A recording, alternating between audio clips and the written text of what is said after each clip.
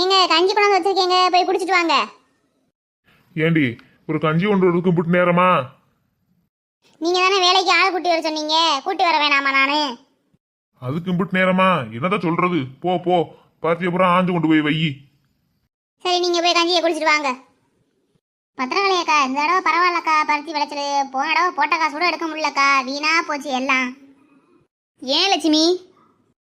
பூரா பிஞ்சிலேயே வெம்பி வெம்பி செடியில இருந்து விழுந்துருச்சுக்கா. நாங்களும் என்னமோ வாங்கி போட்டு பார்த்தோம், ஒண்ணுக்குமே ஆகலக்கா.